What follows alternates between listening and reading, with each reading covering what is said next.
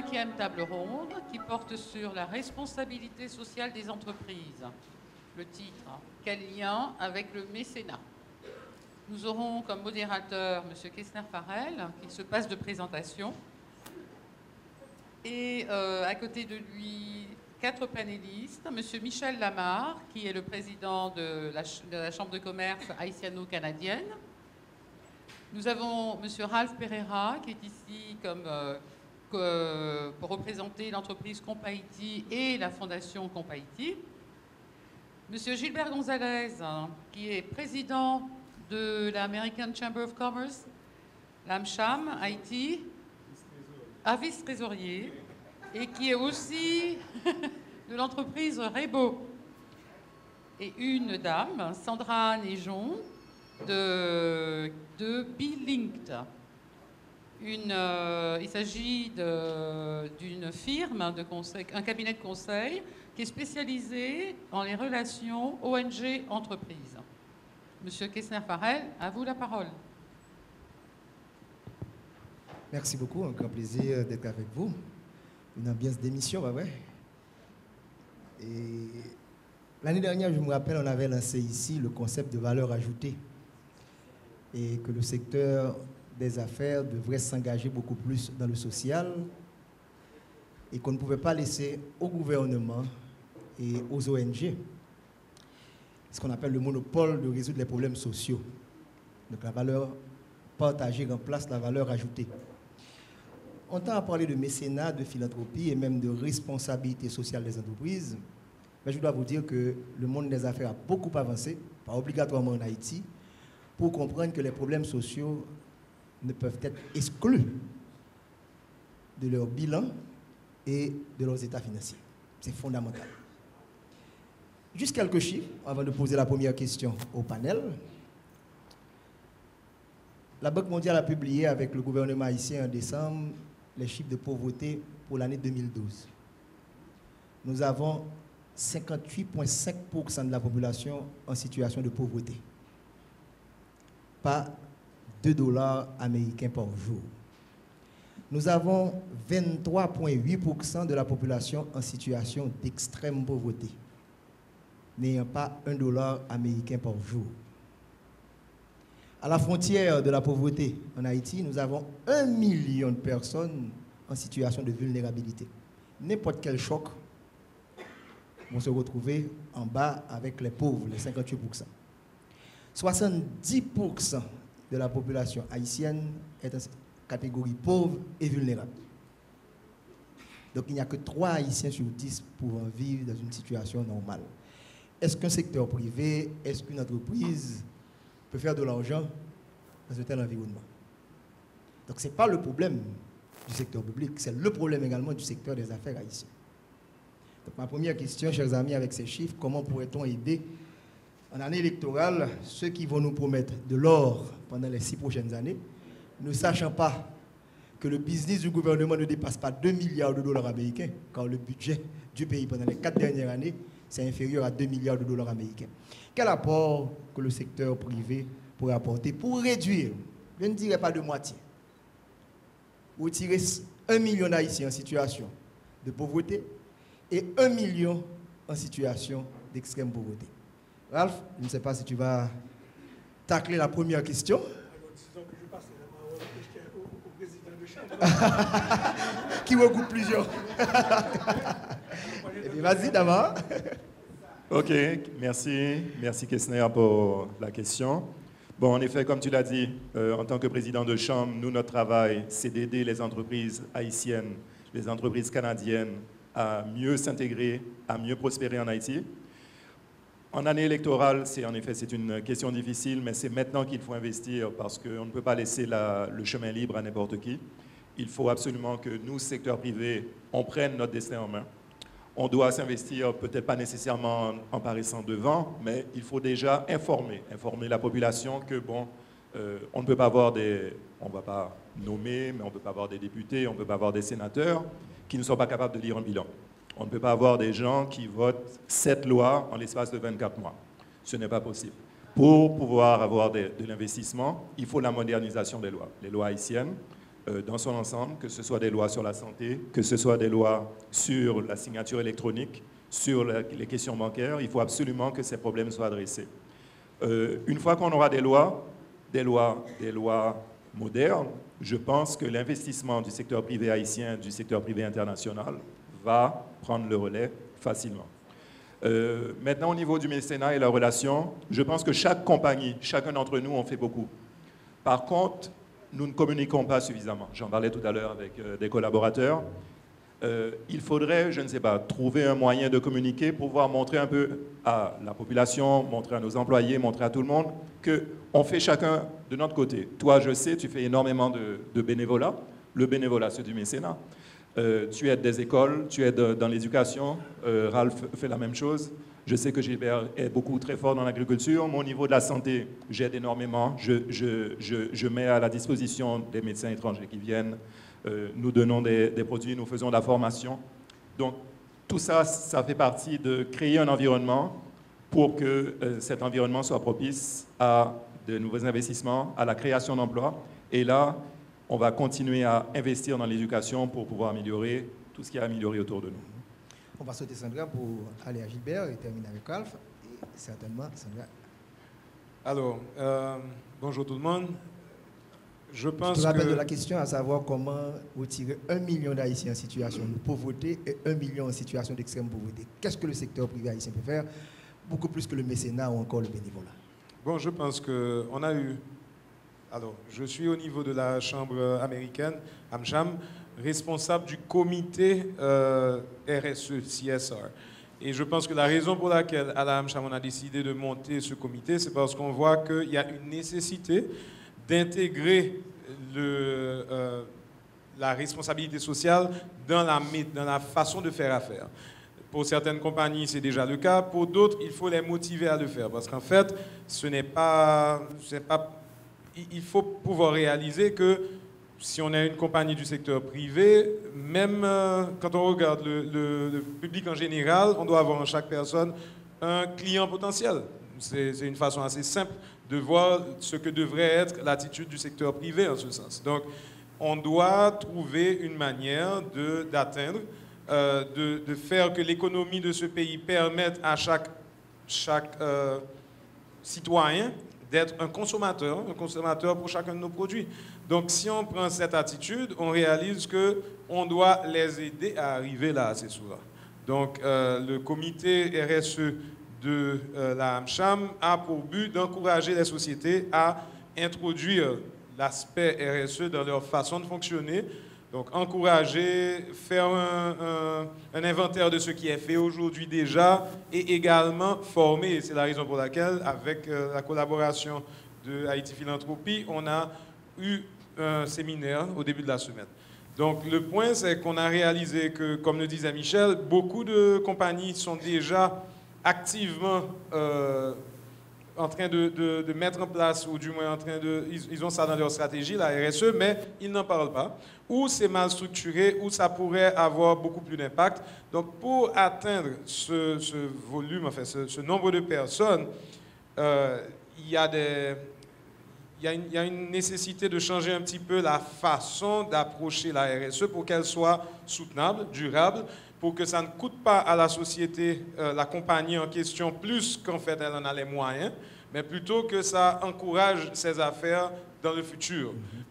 Et là, c'est une façon assez simple de rendre les actions de RSE durables sur le long terme et qui va permettre d'injecter cette façon de faire dans l'économie du pays, parce que plus de compagnies vont employer ce modèle, plus, justement, au lieu de regarder strictement 100% de profit, peut-être que c'est mieux parfois de réduire de 10% ou de 15%, mais d'investir cette différence dans une activité ou dans une manière de faire les affaires qui va donner plus de durabilité à l'entreprise elle-même et la permettre de grandir. Donc, c'est plus ou moins notre point. J'ai bien aimé l'approche parce qu'en disant on va réduire de 1 million de personnes,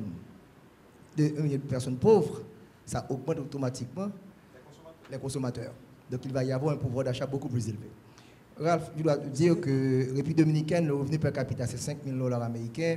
En Haïti, c'est inférieur à $1 000 américains. Quel est le prix moyen d'un ordinateur aujourd'hui?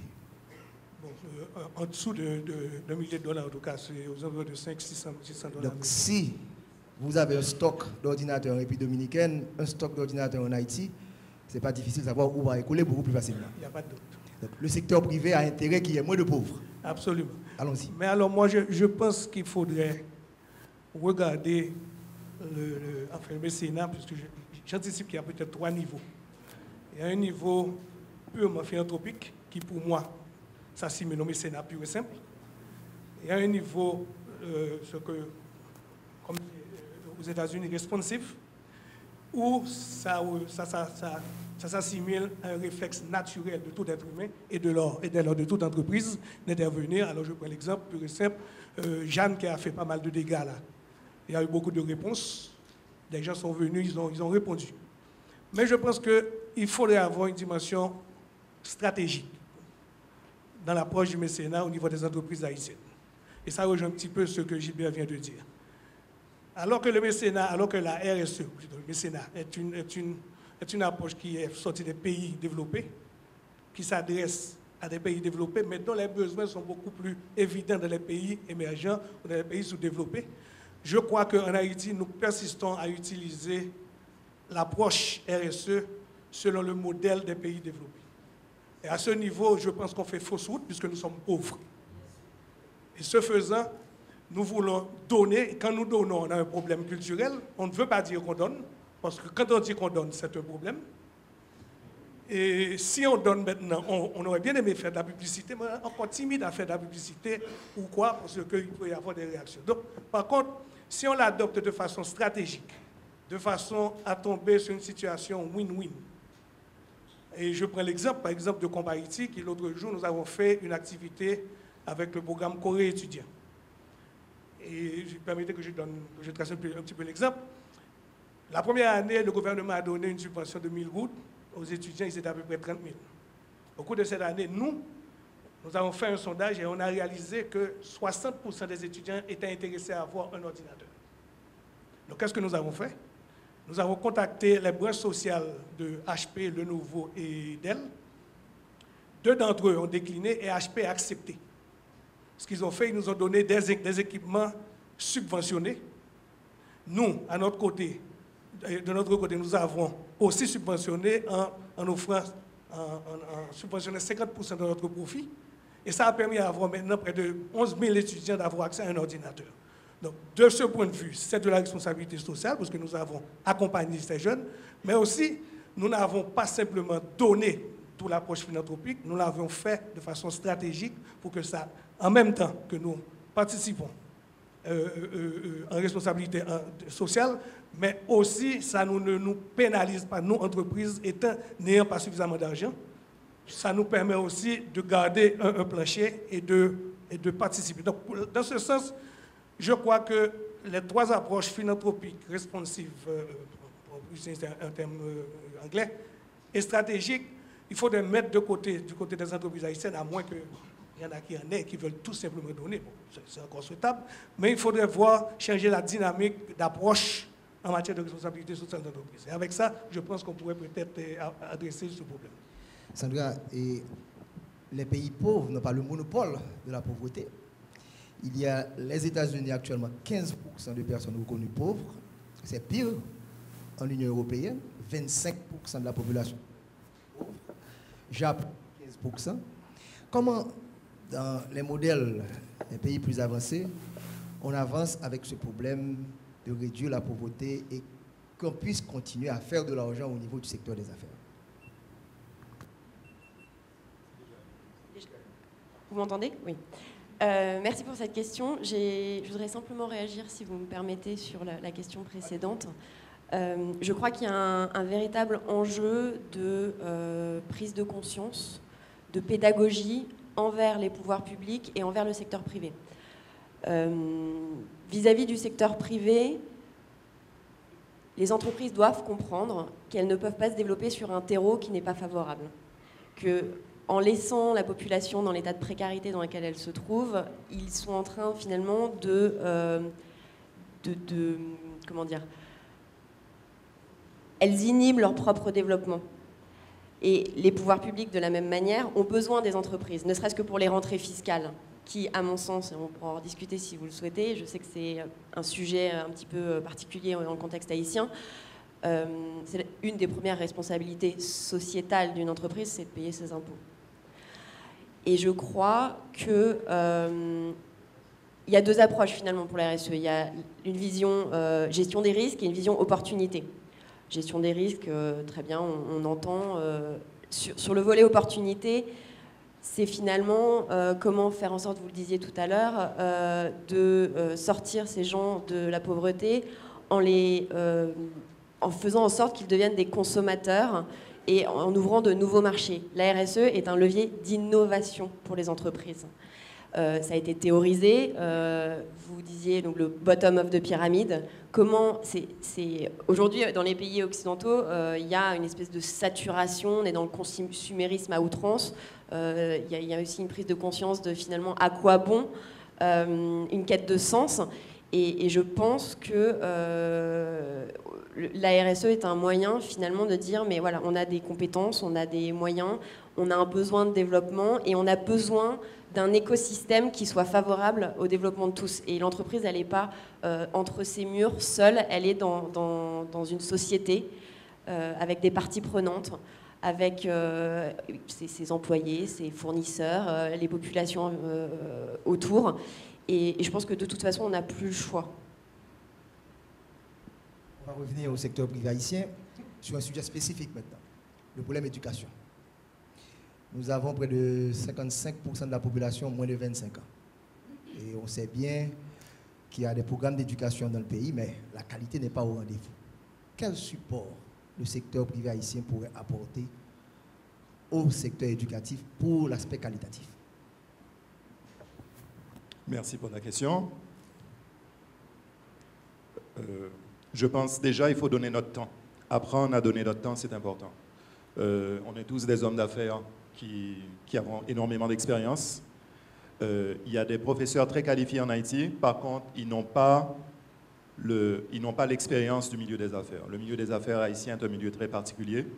Il faut avoir la peau dure pour pouvoir résister à certaines choses. On voit des choses passer où on est Haïti.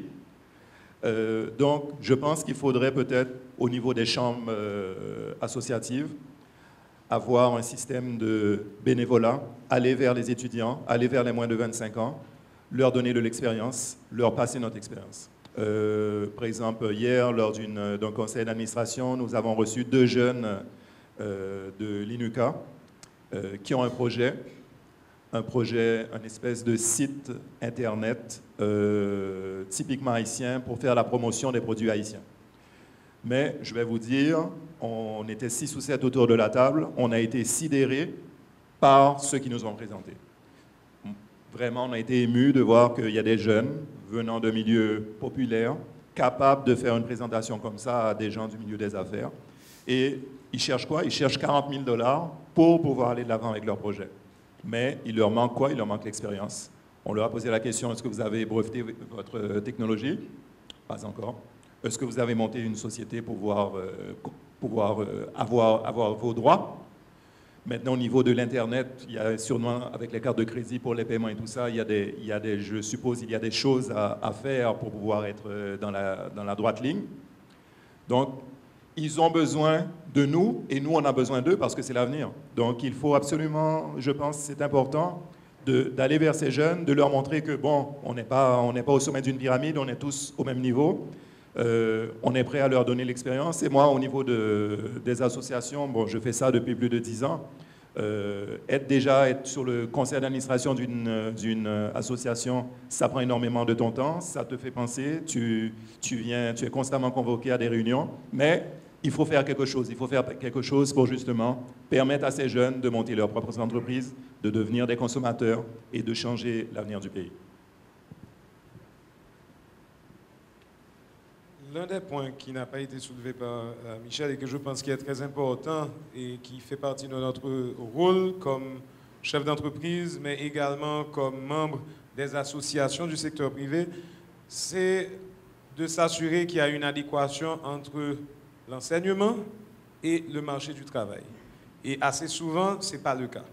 Aujourd'hui, en Haïti, beaucoup d'universités forment des étudiants pour un ensemble de métiers qui ne sont peut-être pas les plus demandés. Quand ils sont demandés, ils ne sont pas à la hauteur parce que peut-être la technologie a évolué entre-temps. Donc, il y a une inadéquation aujourd'hui entre ceux qui sortent des universités ou de la formation professionnelle par rapport à ce qui est demandé sur le marché. Donc, je pense qu'il y a aujourd'hui des liens de communication qui ne sont pas maintenus entre le monde universitaire et le secteur privé. Donc, ça, c'est la première chose en termes de formation. La deuxième, c'est que même quand il y a eu bonne formation adéquate, etc., et qu'on emploie cette personne, il est impératif de réaliser que, surtout dans un pays où l'économie est vouée à se développer assez rapidement, selon les vœux du gouvernement ou bien de l'international pour Haïti, et selon nos vœux aussi, une société peut grandir de 15-20% dans une bonne année, et si ça se reproduit sur plusieurs années, ce que nous avons expérimenté en tant que groupe, c'est que l'employé qui avait été engagé il y a 3 ans de ça, 3 ans plus tard, il avait à son emploi 2 employés qu'il supervisait, ou 3. 3 ans plus tard, il en a 30, ou il en a 18. Ce qui est requis de lui est totalement différent. S'il n'a pas reçu une formation en cours pendant qu'il est à bord de son emploi, pendant qu'il est à bord de l'entreprise, pour adapter ses connaissances à cette croissance, il est, après 3-4 ans, obsolète, surtout dans le middle management. Donc, en termes de formation, ça c'est l'un des points qu'on a réalisé, c'est que la formation continue au sein de l'entreprise, qui n'est pas un réflexe en général ici, à part des compagnies assez grandes, ça devient une obligation. Parce que sinon, on est constamment en train de changer d'employé et ça ne marche pas. La question, c'est qu'est-ce que nous pouvons faire l'éducation. Je dois vous dire qu'au niveau de Compa-Haïti, nous, dès ça fait déjà 18 ans, on a toujours œuvré vers l'éducation pour l'éducation. Nous avons créé la fondation, et Geneviève, je crois, hier, vous a déjà entretenu sur ce que nous faisons à la fondation. On a commencé d'abord par installer des laboratoires informatiques pour vite réaliser, après quelques bons mois, que l'installation des équipements uniquement ne suffisait pas. Parce que, aussi bizarre que ça paraisse, les élèves très vite dépassaient les professeurs qui, eux, étaient réticents, lents, complexés vis-à-vis de cette machine. Et à ce moment-là, justement, on a pu rentrer en contact avec d'autres fondations sœurs en France et on a opté pour l'option des tableaux numériques interactifs qu'on essaie de déployer maintenant. On en a à peu près 500 unités qui sont en route de déploiement. La Fondation aussi de secours s'est engagée auprès du ministère de l'Éducation nationale par le biais justement de Geneviève qui occupe un poste de consultation en TIS. Et nous pensons, nous sommes tout à fait en ligne droite avec le fait que le développement de ce pays doit passer inévitablement par l'éducation. Cependant, le grand débat, c'est quelle éducation, quel niveau d'éducation, pour qui, comment. Là encore, c'est un débat où nous, en tant que du secteur privé, on n'a pas la compétence pour répondre, mais je crois que nous, au niveau de la Compa-Haïti, on est prêt à les accompagner selon nos moyens à nous. Comme autre point, les 2 jeunes, alors ça, si vous permettez, je vais mettre dans mon chapeau Sofides. Ces 2 jeunes, ce serait intéressant de les faire, j'aimerais bien les rencontrer, puisque je mène, moi, aujourd'hui, au moment où nous parlons, un combat avec la Sofides pour que, justement, elle commence à accompagner les jeunes entrepreneurs de façon à tirer et à les accompagner aussi financièrement une fois le niveau requis. Donc, ce serait intéressant que nous les rencontrions. Merci. Allô? Je ne sais pas s'il y a un modèle international, comment dans la responsabilité sociale des entreprises, l'éducation joue un rôle dans les pays les plus avancés. Est-ce qu'il s'implique le secteur privé dans le... Oui, tout à fait. C'est drôle, non, c'est pas drôle, mais ce que j'entends là, finalement, c'est pareil en Occident. on a un vrai problème d'adéquation entre les formations et les débouchés sur le marché du travail.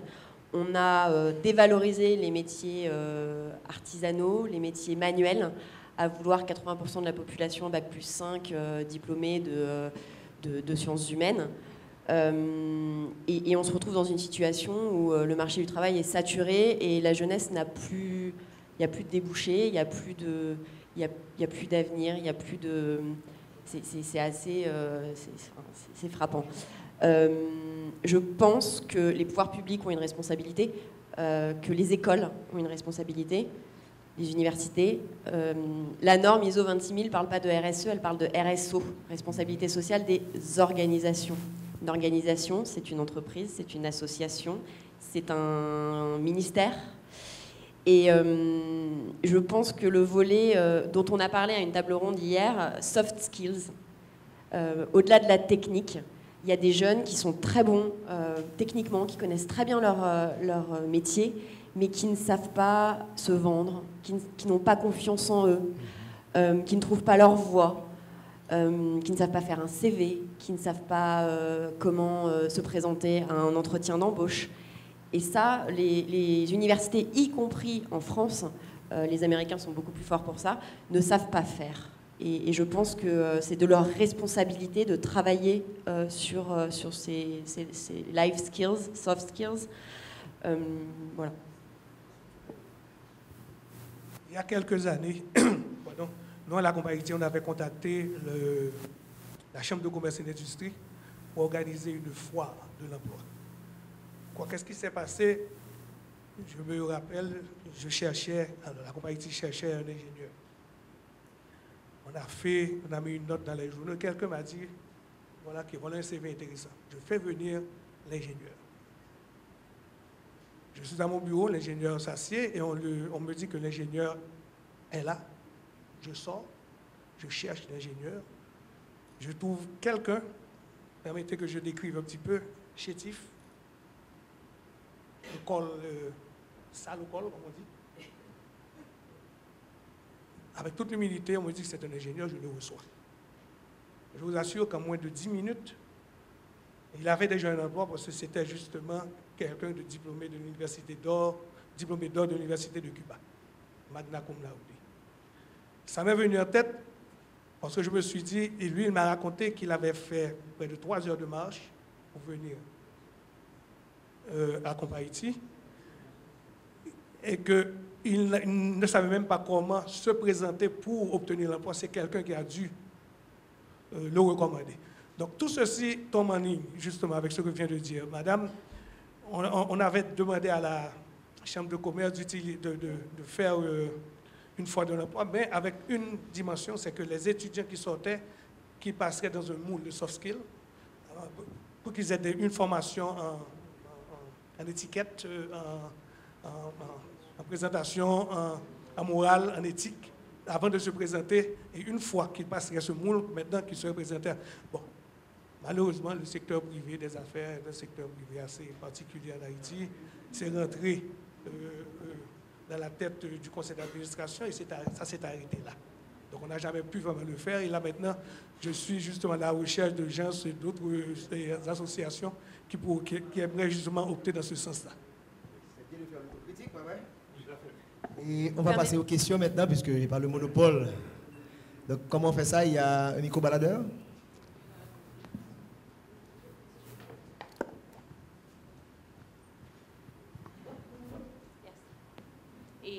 Je dis bonjour à vous tous ici présents. Je suis Dieu-Juste Cotindia, je suis un employé de HELP. J'ai 3 questions pour vous 4, bien sûr. Et madame? Oui, oui, bien sûr. L'un de vous, je ne me rappelle pas trop bien, a parlé de... Mais bien avant, je dois vous dire que j'étais étudiante à l'Université d'État d'Haïti. J'ai étudié à l'École normale supérieure, la philosophie, et puis j'ai étudié à la faculté d'ethnologie, la psychologie. Je vais vous dire pourquoi j'ai dit ça. Ce n'est pas pour me vanter. Loin de là. Oui. L'un de vous avait parlé de savoir comment vous, comme secteur privé, vous voulez que... Vous avez dit que chaque citoyen, chaque personne qui vit ici dans le pays est un client potentiel. OK? Et je me demande, la question c'est comment vous voulez arriver sur la population vraiment. Parce que un produit, comment vous pouvez donner des produits, parce que vous savez que M. Kestner-Farrell l'avait dit tout à l'heure, comment, moins d'$1 américain, il y a une personne qui vit avec moins de $1 américains par jour. OK? Comment vous allez faire pour apporter des produits que moi je peux acheter avec moins de $1 américains? Parce que ici, si nous faisons ça, c'est pour parler du développement durable, pour voir comment on peut aider la collectivité, mais pas seulement sur le moyen terme, mais sur le long terme. Et ça, c'est la première question. Comment vous allez faire pour arriver avec des produits que je peux, moi, acheter avec moins d'$1? OK? La deuxième question, vous avez parlé que, oui, et c'est la question de priorité. Les entreprises demandent des étudiants qui ont des formations bien spécifiques. Pourtant, on étudie d'autres choses. Bon, avec ces d'autres choses, je suppose que c'est la sociologie, l'anthropologie, la philosophie, la psychologie. Eh bien, moi, je vais vous dire que toutes ces études-là, ils sont importantes dans une société vraiment qui vise un développement durable. Parce que moi, comme étant psychologue, je peux travailler, par exemple, dans un hôpital. La santé mentale, si vous avez la santé physique et la santé mentale, ça ne marche pas. Vous devez avoir les deux. Ce qui veut dire que j'ai fait un stage à l'hôpital de l'université, Emerson Klein, en psychiatrie. Franchement, il y a beaucoup de travail à faire. Il y a beaucoup de travail à faire. Donc, pour vous dire que oui, ils sont importants. Ces études-là, elles sont très, très importantes. Elles ont leur place dans la société. Donc, comment vous allez faire pour arriver à toucher ces étudiants-là qui étudient ces sciences, que ce soit la sociologie, la communication, tout ça. OK. Et l'autre chose pour finir, j'ai deux autres questions pour finir qui sont très importantes. Désolé, mais c'est vraiment important. Quelle relation directe que les entreprises, vous les entreprises privées, vous avez avec l'Université d'État d'Haïti?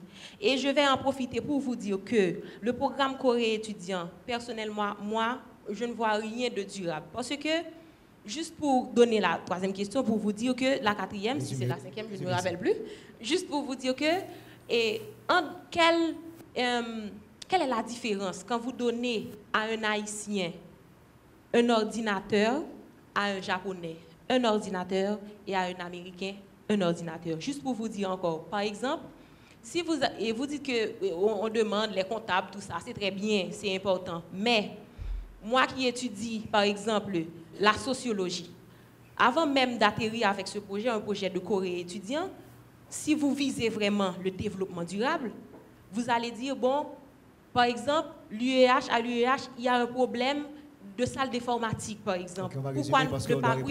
Pourquoi ne pas mettre ces ordinateurs-là à la disposition de tout le monde, où tout le monde peut vraiment, que ce soit privé ou public, peut venir dans cette salle informatique et l'utiliser à okay, vraiment.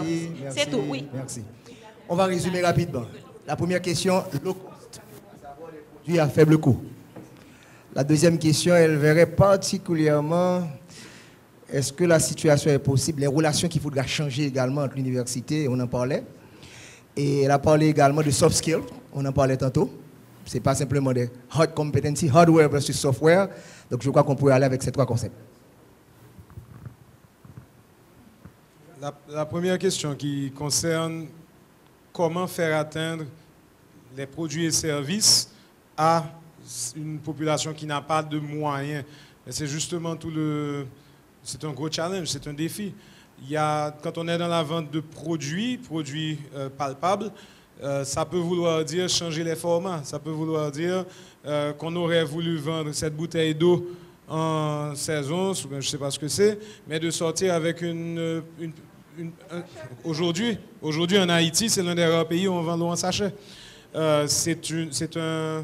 C'est un développement qui a été fait en Haïti pour justement atteindre ce marché.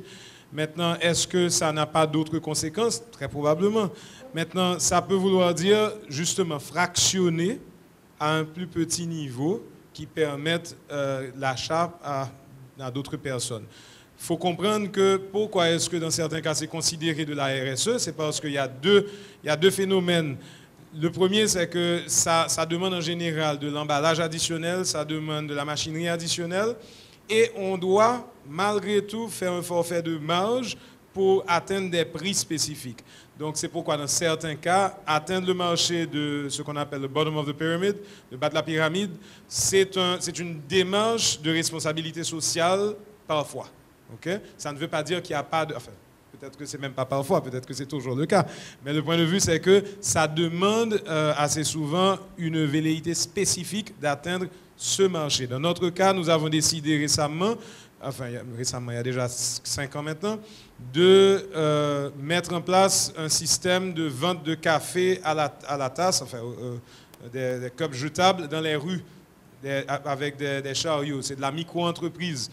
Le point de vue, c'est que le cup de café, on a pu le réduire au maximum à 10 gourdes pour matcher ce qui se trouve sur le marché, mais avec un gobelet jetable, sucre, etc. Parce qu'on veut que le standard soit le même, mais le prix subventionné en un sens. Okay?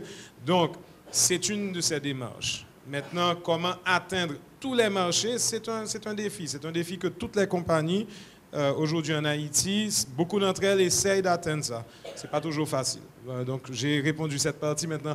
Une chose que je veux mentionner, c'est que quand on dit adéquation entre offre et demande dans l'éducation, ça ne veut pas dire que certains domaines ne devraient pas être enseignés. Non, on parle pourtant plutôt de pourcentage. C'est-à-dire que s'il y a plus de demandes en, allons dire, comptabilité qu'en ingénierie, allons dire, ce n'est pas le cas, mais on pourrait dire dans lequel cas que les universités devraient s'engager à voir comment encourager plus de candidats dans tel et tel. Mais ça ne veut pas dire que les autres branches ne sont pas nécessaires du tout.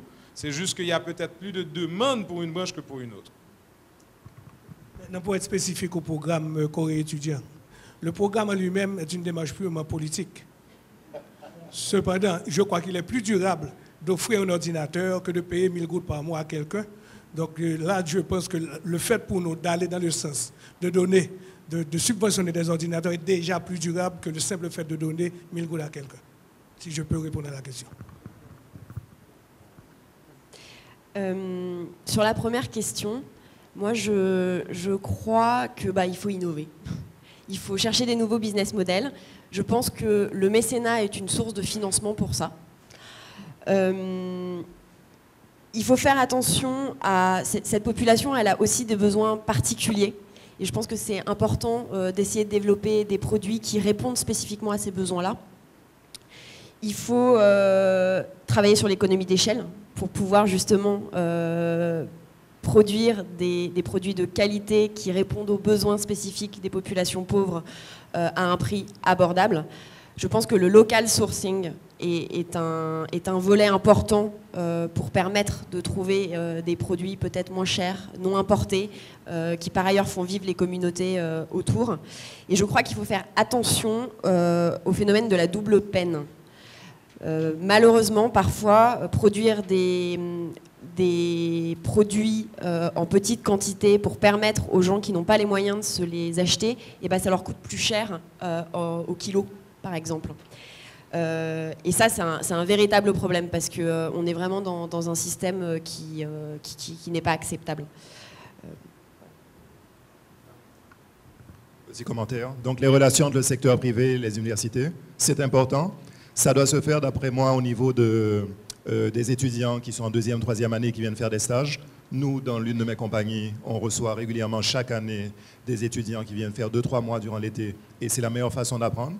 Parce que comme tout le monde le dit, et moi je l'ai vécu, la première fois que je suis arrivé dans un emploi, mon patron est venu me voir, m'a donné un nouveau manuel, m'a dit, bon, tout ce que tu as appris à l'université, ça ne s'applique pas. Voici ce que tu fais maintenant. Et je suis ingénieur civil de formation. Donc j'avais étudié 4 ans. Donc pour te dire, donc, moi je pense que c'est les stages. Ça n'existe pas de façon officielle en Haïti, présentement. Mais il faut que ce soit les universités qui viennent vers nous, vers le secteur des affaires, vers les associations, pour qu'il y ait des partenariats qui se créent. Il y a plein de gens dans l'éducation en Haïti. Je pense honnêtement qu'il y en a beaucoup trop. Il y a des ONG, il y a des fondations, il y a les écoles, il y a des professeurs. Il y a trop. Et finalement, au bout du compte, tu ne sais pas qui fait quoi. Et ça, c'est dommage. Mais il faut qu'il y ait des relations, en effet, entre les associations et les universités. Mais l'affaire de faire des stages, c'est très important. Je peux juste réagir sur la question de l'éducation. Il y a un levier qui me semble très intéressant à creuser, c'est celui du parrainage. On a parlé de mécénat de compétences hier. Le fait pour un salarié en poste de parrainer un jeune qui comprenne quel est son métier. On dit on est auditeur, on est comptable, mais c'est quoi tous les jours? Les jeunes ne savent pas. On sort de l'université, on est diplômé, on connaît la technique, on ne sait pas concrètement ce qu'on va faire en se levant le matin, toute la journée, on ne sait pas. Et je pense que c'est un levier de mobilisation en interne pour les entreprises.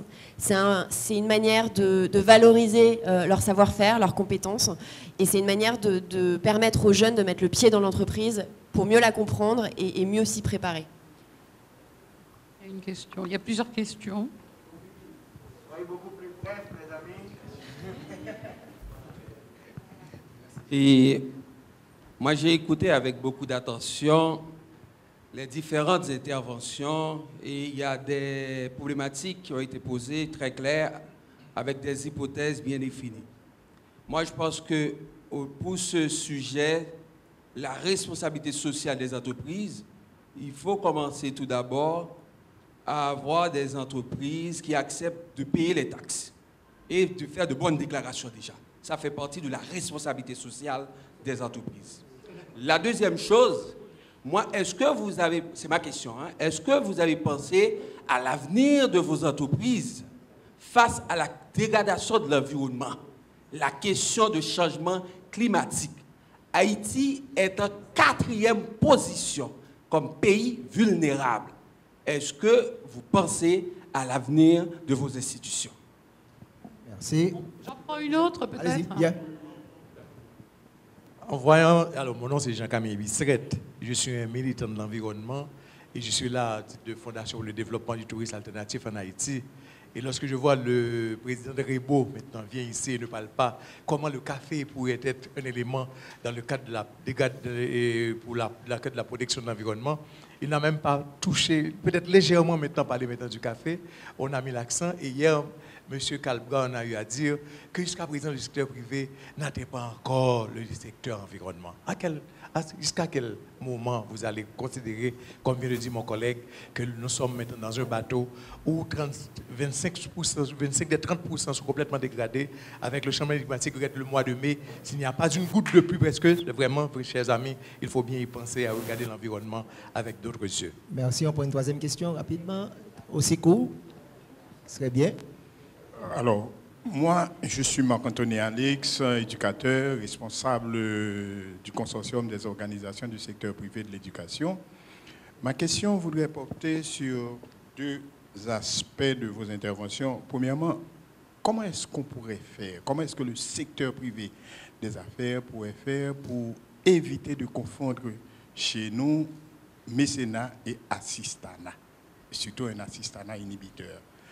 Deuxièmement, comment est-ce que le secteur privé des affaires pourrait voir une coopération, ou bien si vous voulez, un partenariat entre le secteur privé des affaires et le secteur privé de l'éducation qui s'organise de plus en plus, en sorte que les bonnes pratiques puissent être identifiées et, enfin, avoir un impact beaucoup plus positif sur l'ensemble des actions que vous menez de manière presque parfois isolée au niveau d'une école ou d'une autre. Merci. Voilà, merci. Les points fiscalité, environnement, Café Rebo, mécénat assistanat et partenariat secteur public, secteur privé en éducation.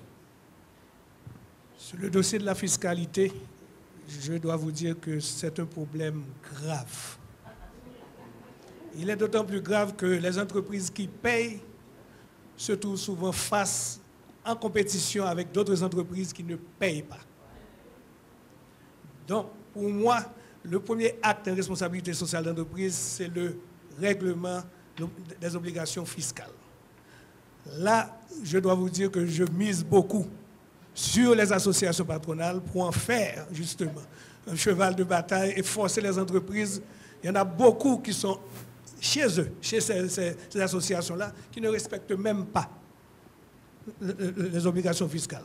Moi, j'ai fait longtemps à la Chambre de commerce comme membre du conseil d'administration, à l'AMCHAM comme membre du conseil d'administration, et c'était l'une des positions que j'ai eu à prendre.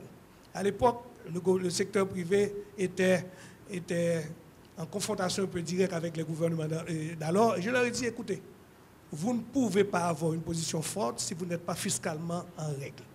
Donc, je sais que ça a fait son petit bonhomme de chemin.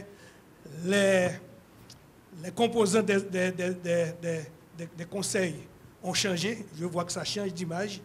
Les représentants sont des gens qui sont beaucoup plus responsables. Donc, je crois que ça commence à aller. Mais il faut continuer dans cette démarche parce que sans le règlement des obligations fiscales, on est foutu. Alors là, c'est peut-être le seul élément de réponse que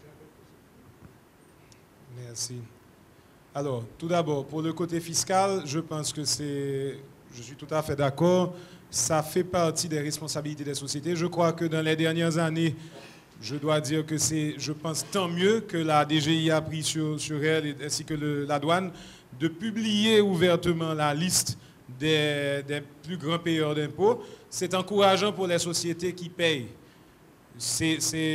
En fait, c'est un exemple qui est souvent, nous utilisons souvent ce mot pour dire nous sommes parmi les 30 plus grands payeurs de taxes du pays. Ça aide et ça donne justement une voix quand on est face aux entités étatiques, mais face à d'autres également. Maintenant, la deuxième chose, c'est que c'est pas toujours, ça ne nous met pas toujours dans la situation la plus compétitive, malheureusement. Parce qu'en fait, on se bat face à de la contrebande et d'autres compagnies qui ne payent pas leurs taxes. Ça ne nous rend pas très compétitifs avec nos produits. Maintenant, du point de vue de l'environnement, je suis bien content d'entendre parler d'environnement, puisque en fait en Haïti aujourd'hui, on dit que les 2% de couverture végétale qui nous restent des zones forestières, plutôt qu'il faudrait dire, ce sont également les zones où on retrouve le café. Maintenant, certains disent que ce sont les zones où on retrouve le café, mais je dis plutôt que parce qu'il y a du café, il y a encore la couverture végétale. Parce que c'est un produit qui rapporte de l'argent aux producteurs et qui doit être sous couvert, selon notre façon de produire en Haïti. Donc, on ne va pas trouver café sans arbre de couverture. Maintenant, malheureusement, comme beaucoup d'autres filières agricoles, c'est une filière en réduction drastique, surtout aujourd'hui que le secteur café a été frappé par la rouille, qui nous met dans une situation extrêmement grave. Nous continuons à faire ce que nous devons faire en tant que compagnie. Cependant, l'une des choses que nous faisons, c'est le lobbying auprès des institutions d'État comme le ministère de l'Agriculture. Ça fait partie de notre responsabilité sociale. Et la deuxième chose, c'est que, en exemple, nous avons décidé de signer un partenariat public-privé avec l'État haïtien pour pousser la production caféière avec un très gros projet. Ça, ce sont des initiatives personnelles de notre groupe. Cependant, je peux vous dire que au niveau agricole, les compagnies qui sont aujourd'hui dans le secteur agricole sont quand même des sociétés qui font un effort pour l'environnement. Cependant, comme vous le savez, l'agriculture aujourd'hui en Haïti n'est pas une activité très industrielle ou commerciale, c'est plutôt une activité de survie. Donc, c'est l'un des lobbies que nous faisons aujourd'hui, c'est de voir comment, au niveau même du ministère, comment on peut développer des modèles d'agriculture commerciale. Comme aujourd'hui dans le Nord, il y a une très grande production de bananes qui a été démarrée à 1 an ou 2. Ce sont des modèles à suivre. Ce n'est pas toujours facile avec les problèmes de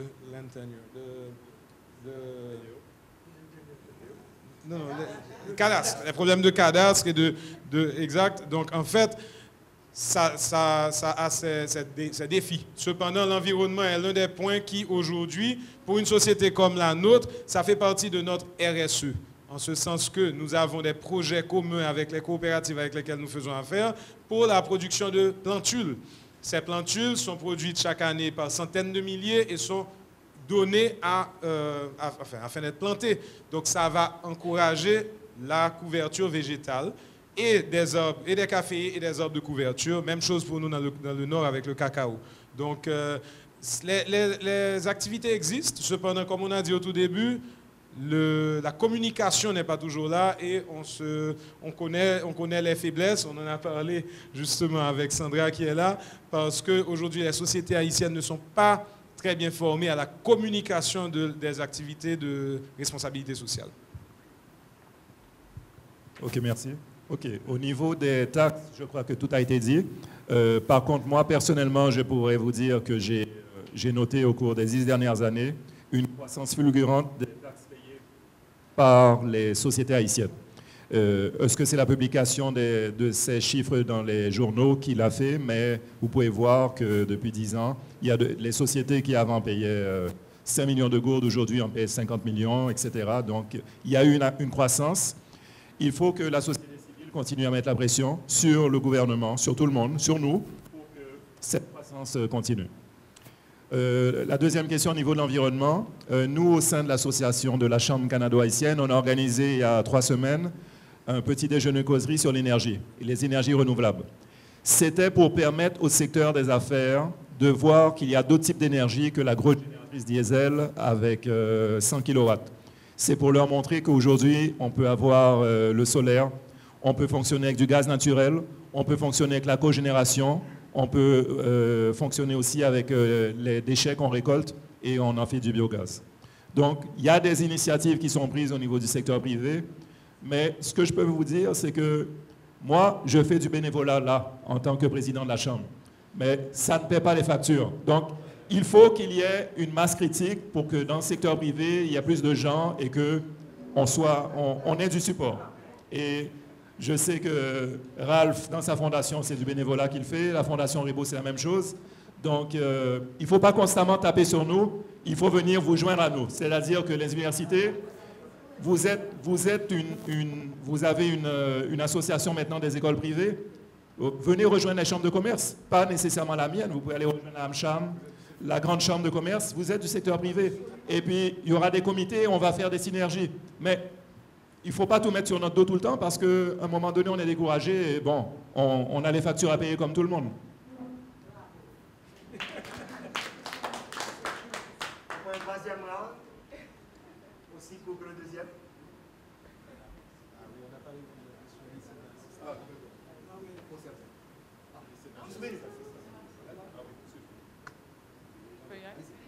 Okay. Bonsoir tout le monde. Ma question, ce n'est pas une question vraiment, c'est juste une constatation. C'est pour M. Ribaud et tout le monde qui parle de l'environnement là. Ok. Vous venez de dire que, bon, vous comprenez l'environnement et tout ça, mais avant, la première fois qu'on commençait à parler, vous avez parlé que vous avez mis dehors une machine pour vendre du café, et puis ensuite avec des cups jetables, un chariot, et puis ensuite qui sert le café dans des cups jetables. Jetables. Ça ennuie l'environnement. Jetable, où ça? C'est dans l'environnement, c'est pollution. Et on a un pays qui est déjà vraiment pollué seulement, c'est même pas le mot, plus que ça.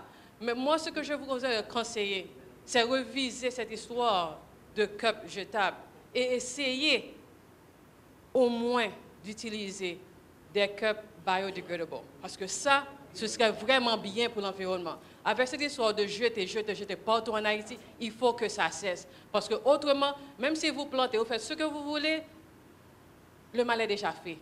Là maintenant, on est en train de mourir là, avec cette histoire d'assiettes par ici, de cups, de plastique et tout ça, le sachet d'eau. Mes amis, après le tremblement de terre, je suis entrée dans ce pays. J'ai travaillé à 75 enfants dans le quartier tout près du Croix des Bouquets. En une semaine, les enfants ont pu ramasser 150 000 sachets d'eau. Dans la rue. Bien que je travaille avec eux, mais vraiment, ce n'est pas la solution. Il faut qu'on arrête ça parce qu'en jetant ce genre de choses à partout, les assiettes en plastique, les sachets en plastique, les cannes en plastique, on détruit l'environnement. Vous détruisez vous-même. Vous nous détruisez moi parce que j'ai un petit-fils, j'aimerais bien le voir arriver à 20 ans. Merci. Alors,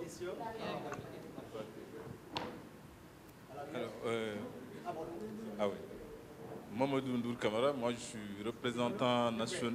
Allô? Oui, Mamadou Ndour Kamara, je suis représentant national de France Volontaire.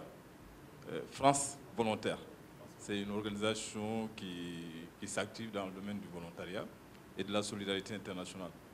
Bon, j'ai effectivement suivi aussi avec beaucoup d'intérêt des différents témoignages et je pense qu'il y a une phrase qui est sortie là, je pense de M. Lamar, qui dit qu'il faut qu'on apprenne à donner de notre temps. À mon avis, à donner de notre temps. Oui, à mon avis, le lien entre justement la responsabilité sociétale des entreprises et le mécénat de compétences, c'est de permettre à des gens, qui soient des associations, des entreprises, qu'ils apprennent justement, effectivement, à donner de leur temps. Ça peut être pour ramasser des sachets, ça peut être pour planter, ça peut être pour autre chose. Mais à mon avis, il est important que les ressources humaines qui sont de qualité, aussi bien dans les associations que dans les entreprises, puissent effectivement intervenir pour régler les problèmes auxquels le pays est confronté. Et je pense qu'il y a un élément fondamental là-dessus, c'est qu'on retrouve des compétences de tout type dans les entreprises. Comment mobiliser le maximum de salariés des entreprises au profit de la société haïtienne. Donc moi, je pense qu'il y a une problématique majeure à ce niveau-là. Et la question que je voudrais vous poser à M. Lamar, à M. Gonzalez et à M. Pereira, c'est quelles sont les actions qui sont menées au sein de vos entreprises pour mobiliser vos salariés, hein, pour qu'ils puissent donner de leur temps, hein, de leurs compétences. Et c'est là le lien avec le secteur de l'éducation. Il y a des compétences, il y a des gens qui sont des ingénieurs, des communicateurs, on en trouve de tout type dans les entreprises. Comment ces gens-là peuvent s'engager bénévolement, volontairement, au niveau de l'éducation, au niveau des universités, pour justement préparer les jeunes à exercer un métier dans un domaine quelconque. Donc je me dis, aujourd'hui, il y a un enjeu de taille à ce niveau-là. Et justement, M. Gonzalez disait effectivement que lui, il est responsable au niveau de son entreprise sur les questions de responsabilité sociétale. Quelles sont les actions qui sont menées au sein des entreprises pour pouvoir inciter les salariés à donner justement de leur temps? Merci. Une dernière question à l'arrière. Oui.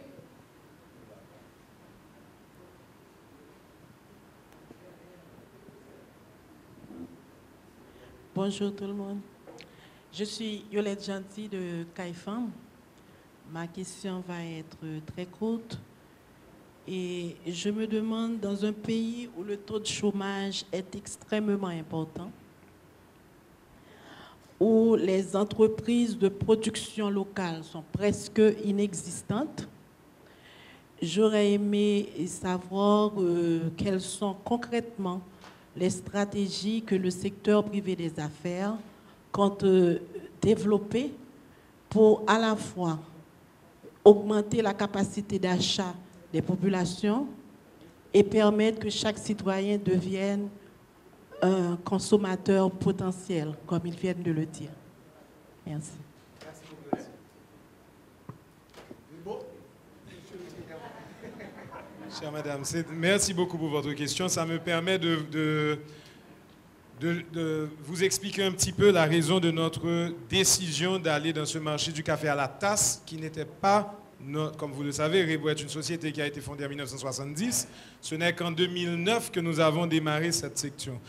Ce que vous devez savoir, c'est qu'aujourd'hui, on a répertorié, avant ce projet, on a répertorié qu'à Port-au-Prince seulement, il y a environ 1000 marchandes de café dans les rues. Chacune d'entre elles, pour faire leur café, utilise un sac de charbon par semaine. Ce sac de charbon, pour être obtenu, utilise 2 arbres. Faites le calcul. Donc on a réalisé que le système d'utilisation, le système utilisé aujourd'hui pour que les marchandes fassent leur café dans les rues est un système d'abord qui tue l'environnement. La deuxième chose, c'est que ces marchandes utilisent c'est pourquoi j'avais utilisé le mot jetable, utilisent des récipients non jetables. C'est-à-dire que si elles servent une centaine de tasses de café, c'est à partir d'un gobelet émaillé. Okay?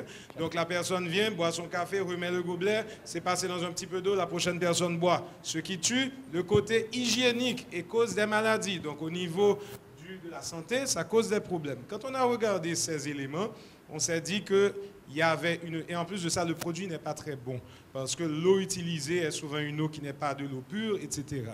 Maintenant, on a réalisé qu'en tant que société, en tant que compagnie, on voulait offrir aux gens qui veulent consommer dans les rues un produit de qualité, un produit standard. Au standard que vous ou moi, on peut s'arrêter dans les rues, voir un petit chariot et boire du café.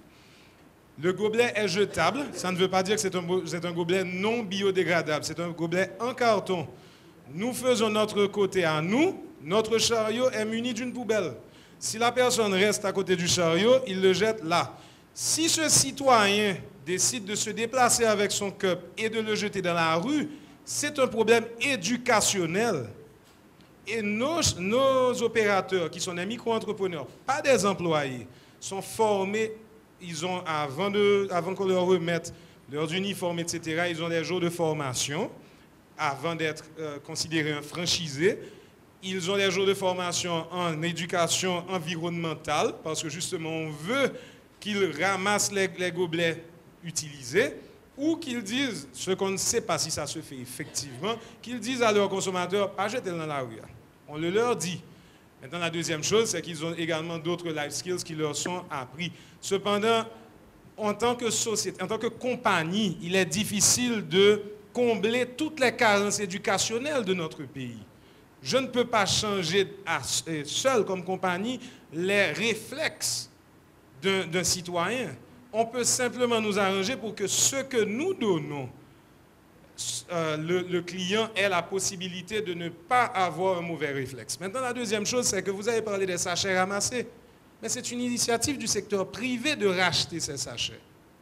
Ce n'est pas une initiative gouvernementale, c'est de la RSE. Il y a une société, en fait, il y a 2 sociétés ou 3 sociétés qui ont été fondées spécifiquement pour recycler ces sachets. Donc, c'est important de comprendre, et je pense que c'est là que, quand on retourne à l'affaire de communication, on ne communique pas toujours ce qui est fait par le secteur privé, et il y a des réflexes de mésinterpréter ou de blâmer ou de mettre la responsabilité sur le secteur. Mais assez souvent, on fait notre travail. Il y avait une deuxième question concernant la participation des employés dans des activités sociales de Google Way. Alors, avant, je vais terminer, on peut quand même faire confiance, un minimum de confiance au secteur privé formel des affaires. C'est pour madame. Pour ce qu'on fait à l'interne, je dois vous dire que nous autres, à la Compa-Haïti, nous pratiquons ce qu'on appelle le triple bottom line. Hein, c'est la formule PPP. Où le premier P, c'est pour les profits, certainement. Le deuxième P, c'est pour les people, à savoir comment est-ce qu'à l'interne, est-ce que le staff, les collaborateurs comment est-ce qu'ils sont traités, est-ce qu'ils sont bien. Et le troisième, c'est le planète, d'où l'environnement ou l'éducation. Nous avons choisi l'éducation comme volet au niveau de planète. En ce qui a trait à l'implication des employés, de nos collaborateurs, nous avons créé un club, c'est le Club Compa-Haïti, qui a 3 vocations. La première, c'est une vocation de loisir. La deuxième, sportive, certainement, puisque nous y croyons. Et la troisième, c'est une vocation communautaire. Donc, nous avons été successful, nous avons réussi, si vous voulez, dans le volet loisir et sportif, puisque c'est bien évidemment les plus faciles. Le volet communautaire nécessite quand même qu'il y ait un minimum de profit qui nous permettent maintenant d'alimenter, si vous voulez, le club dans le sens communautaire et alors aller dans le sens d'une participation plutôt au niveau environnement et autres. Donc, oui, ça se fait et c'est ce que nous autres nous faisons. Donc, et c'est une démarche que j'encourage justement les autres entreprises locales à utiliser, c'est celle justement d'analyser en fin d'exercice comment est-ce que l'entreprise a été profitable, ça ils le font, il n'y a pas de doute, mais est-ce qu'il y a eu une participation communautaire au niveau même au sein même de l'entreprise par les employés? Et troisièmement, quel est le niveau de responsabilité sociale que l'entreprise a elle-même par rapport à la communauté, à l'environnement dans lequel elle évolue? Donc oui, ce sont des choses qui se font. Est-ce que ça se fait par tout le monde? Peut-être pas, mais chez nous, c'est comme ça. Très bien. D'abord, tu pourrais prendre la question sur le taux de chômage, comment réduire le chômage en Haïti. La dernière question. Le chômage, à savoir comment créer des emplois dans le secteur privé. Ou sur le futur ministre de l'économie. La question qui tue. C'est beau d'être modérateur, hein?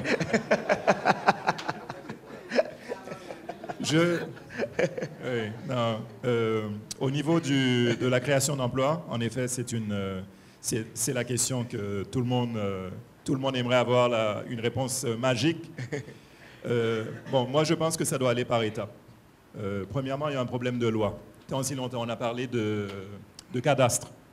Déjà, au niveau il y a des grands projets, d'agriculture qui ne peuvent pas se faire parce qu'il y a un problème de cadastre. Il y a des grands groupes hôteliers qui veulent investir des sommes colossales pour pouvoir faire des développements touristiques. Ils ne peuvent pas le faire, il y a un problème de cadastre. Donc on en revient au problème des lois. Loi, éducation, tout ça, ça va ensemble. Il faut qu'il y ait des lois. Les lois doivent être votées par des députés, par des sénateurs. Le gouvernement, il peut être avoir la meilleure volonté du monde, mais s'il n'y a pas une entente entre nous, entre le gouvernement et les députés et le Sénat, le pays n'avancera pas. Ça revient donc pour moi, pour la création d'emplois, tant si longtemps qu'on ne met pas en place ces structures, il va y avoir des créations d'emplois timides, il va y avoir des petits projets, des projets d'$1 million, des projets de $2 millions, mais il n'y aura pas des projets de 100, 200, 300 millions de dollars. Ce sont des projets dont on a besoin. Donc, nous, au niveau de notre association, nous faisons beaucoup de lobbying. Par exemple, on est la Chambre canado-haïtienne, donc il y a beaucoup de compagnies canadiennes qui viennent en Haïti, qui viennent voir. Par contre, souvent ils repartent, ils n'investissent pas, parce qu'ils ne sont pas satisfaits de ce qu'ils voient au niveau de l'environnement légal. Et ils vont investir ailleurs, ils vont investir dans d'autres pays malheureusement, qui les reçoit à bras ouverts. Il faut qu'il y ait un lien de confiance entre l'homme d'affaires et le pays dans lequel il investit. Sinon, ça ne marchera pas. Je voulais simplement ajouter au niveau de l'environnement. Je sais qu'il y a eu une question, on a commencé à y répondre, mais quelque chose qu'on a remarqué. L'Haïtien n'aime pas son pays. Parce que vous prenez n'importe quel Haïtien, il arrive à Miami, il respecte les lois. Il est en Haïti, il jette sa bouteille dans la rue. Ensuite, la bouteille se retrouve dans un canal, la bouteille se retrouve à la mer. On lui dit de ne pas faire ça, il le fait quand même. Il dit, ah, c'est pas grave, m'a fait quand même. Il va à Miami, non, parce que c'est une question de restaurer l'autorité de l'État. Je me souviens, le président Préval l'avait dit en 2006, il était là pour restaurer l'autorité de l'État. Et on est quoi? On est 11 ans plus tard, et jusqu'à maintenant, pour moi, l'autorité de l'État n'est pas restaurée. Merci. Sandra Assistana, mécénat, est-ce que vous avez une différenciation? Oui. Enfin, historiquement, non. C'est peut-être le problème. Le mécénat, historiquement, c'est la charité. La charité, c'est le chèque, non pas pour résoudre le problème, mais pour pallier au problème. Je pense que les entreprises, il y a encore un enjeu, et c'est long, sur tous ces sujets. De toute façon, il y a des prises de conscience, un enjeu de pédagogie, pour que les entreprises comprennent qu'elles ont intérêt à aborder le mécénat comme elles abordent leur propre business. Dans le sens où le mécénat, c'est aussi un investissement social. Elles ont intérêt à le faire. Pourquoi? Pour les mêmes raisons qu'on a évoquées tout à l'heure. Parce que les bénéficiaires d'aujourd'hui sont potentiellement les consommateurs de demain. Et travailler sur de l'empowerment, travailler sur l'autonomisation des populations, c'est nourrir l'écosystème de sa propre entreprise. Et donc, je pense que c'est principalement ce levier-là qu'il faut travailler, et que finalement, un dollar investi aujourd'hui qui en génère deux demain, c'est plus intelligent qu'un dollar investi tous les ans pour pallier à un problème qui perdure. Pour finir, mes amis, vous avez un point? Vas-y. Non, je voulais ajouter 2 points. Le premier, c'est concernant l'utilisation des... Enfin, la manière d'engager les employés dans le côté, dans la démarche RSE. Dans notre cas, on a fondé une fondation en 2007-2008. Et au début, nous l'avons fondée et nous avons engagé tout un staff qui était là pour la gestion de cette fondation. 3 ou 4 ans plus tard, nous avons réalisé qu'il y avait moyen d'utiliser, parce qu'on a quand même beaucoup de staff, on a réalisé que probablement c'était une meilleure approche pour nous d'utiliser les compétences internes pour le fonctionnement de la fondation. Donc, nous avons justement délégué la comptabilité à 2 membres de notre comptabilité commerciale. Nous avons délégué le côté, puisque c'est une fondation qui assiste les producteurs de café, les producteurs de cacao. Donc, nous avons délégué le côté opérationnel, agronome, etc., pour ce côté d'assistance. Pour l'écriture de projet, nous avons utilisé les compétences que nous avons à l'interne. Aujourd'hui, notre fondation n'a pas un employé à titre personnel. C'est-à-dire que la fondation elle-même n'emploie personne. Tous nos employés donnent leur temps à la fondation. Cependant, ce matin, je parlais à quelqu'un, je ne sais pas très bien où elle est, qui expliquait justement que normalement, ça devrait être, entre guillemets, comptabilisé. C'est là notre erreur, c'est que nous ne comptabilisons pas ce temps. Et c'est quelque chose que nous avons l'intention de faire. Donc, ça a réduit. En fait, on dépensait environ 100 000 $ US par an en salaire, etc., que nous avons éliminé finalement. Et tous les revenus, enfin toute la dotation donnée à la fondation aujourd'hui va vers les projets. Très bon point, je crois avoir déjà dit aux responsables de cette activité. Ce qui est intéressant dans cet échange que vous avez, c'est que très souvent, les hommes d'affaires, ils se rencontrent, discutent de leurs problèmes, et le monde social en fait la même chose, mais ils n'ont pas toujours la possibilité de venir dire, voilà mes problèmes, voilà ce que je fais, ils ne communiquent pas assez. Également, vous avez la possibilité de le faire. Or, on ne pourra pas réduire la pauvreté, atténuer cette pauvreté en Haïti avec chaque secteur évoluant dans un silo. On a commencé d'abord avec le secteur public pour les problèmes sociaux et le monde du secteur des affaires disant, je vais faire de l'argent. Le 3e secteur est arrivé, les ONG. On a vu que les problèmes sont en train devenir de plus en plus cuisants. Donc, comment travailler ensemble en quelque sorte. Il y a des points très intéressants développés dans cette présentation, cet échange. Cette jeune qui parlait de problèmes de psychologie.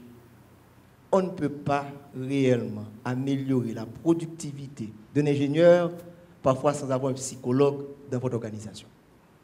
On ne peut pas recruter aujourd'hui, on parlait de soft skills, si on n'a pas réellement un psychologue pouvant lire dans la tête de la personne qui vient avec ses beaux costumes pour vous dire tout ce qu'il sait faire, mais ne va pas présenter ses faiblesses. Donc, parler de capital humain, tous ces secteurs, psychologie, sociologie, il faudra les prendre en considération. Donc, c'est bien quand même qu'un département de ressources humaines, on ne parle pas de personnel aujourd'hui dans le monde moderne, doit savoir qu'il faut qu'il y ait de soft skills en importance. La fiscalité, ne pensez pas que le problème soit exclusivement du secteur privé, mes amis. On est allergique à la fiscalité en Haïti. Monsieur Privert a donné un chiffre il y a de ça 2 semaines, au niveau du sommet de la finance, il n'y a pas 20 000 maisons à payer l'impôt locatif sur l'ensemble du territoire national. Donc c'est tout le monde qui va payer taxes, fonds un changement, fiscalité et démocratie. Autant le secteur privé doit le faire, il faut que les membres d'une société, pour devenir des citoyens, pas rester des habitants, il faut payer l'impôt. La réalité est là, et si on veut être libre, il faudra certainement y penser. Autre secteur qu'on a parlé, l'environnement. Bon, ça, madame a tout à fait raison, et je crois qu'on a bien répondu. La participation des employés.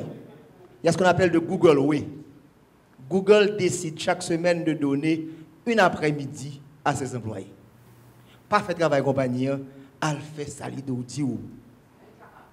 Et qu'est-ce qui s'est passé par la suite? Les principaux produits de Google qui ont fait des révolutions ont été développés à partir de cette fenêtre.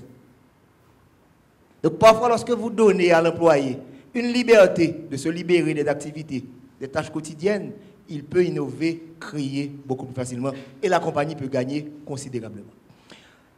le taux de chômage, je pense qu'on devrait demander au secteur des affaires de renforcer ce qu'on appelle la chaîne de valeur. Il y a 900 000 toutes petites entreprises en Haïti. Il y a 60 000 moyennes entreprises en Haïti. Ce qu'on peut demander au secteur des affaires formelles, comme Raph l'a si bien dit, c'est comment créer une véritable chaîne, renforcer les maillons les plus faibles. Parce que trop souvent, dans le secteur des affaires, on a tendance à voir nos affaires et d'ignorer ce qui peut nous réduire les coûts en quelque sorte. Économie d'échelle, comme on en a parlé en quelque sorte. On a découvert dans une étude de la Banque mondiale qu'il y a un système d'oligopole dans la chaîne de valeur en Haïti, que les grandes entreprises concentrent les informations, la formation, et laissant les toutes petites et les moyennes dans leurs activités. Si vous avez une chaîne, le maillon le plus faible tire, sur le reste, ça va éclater. Ça fait partie également de la responsabilité sociale des entreprises. Ça peut renforcer les petites entreprises, ça peut créer beaucoup plus d'emplois, car dans toute économie, même celle des États-Unis, ne pensez pas que c'est les grandes entreprises qui créent les emplois. C'est à la base. Donc c'est les renforcer, les aider, ça fait partie du travail également. Tout ceci, c'est pour vous dire que la philanthropie, le mécénat, ce sont des maillons en amont, mais il faudra que l'on puisse penser non seulement à la responsabilité sociale des entreprises, mais aujourd'hui on parle de valeurs partagées, on parle de social business, à savoir c'est mettre dans la stratégie de l'entreprise l'aspect social. L'année dernière, je l'ai dit ici, on ne peut pas avoir une entreprise en bonne santé financière si la communauté n'est pas en bonne santé. Ou pas qu'à faire l'argent, long espace, côté pas de l'argent. Ou pas qu'à faire richesse, et même base capitaliste là, ou pas capable d'accumuler richesse, si c'est de la pauvreté, et en Haïti, nous avons 70% de personnes pauvres. Donc si on veut faire de l'argent, il faudra renforcer la base. C'est même pas l'intérêt des personnes pauvres, c'est même de l'intérêt de la survie de ceux qui sont en haut, à savoir au sommet de la pyramide. Merci, chers amis, ça a été un plaisir. Je pense que vous allez manger, mais d'abord, applaudissez cette équipe. Merci bien.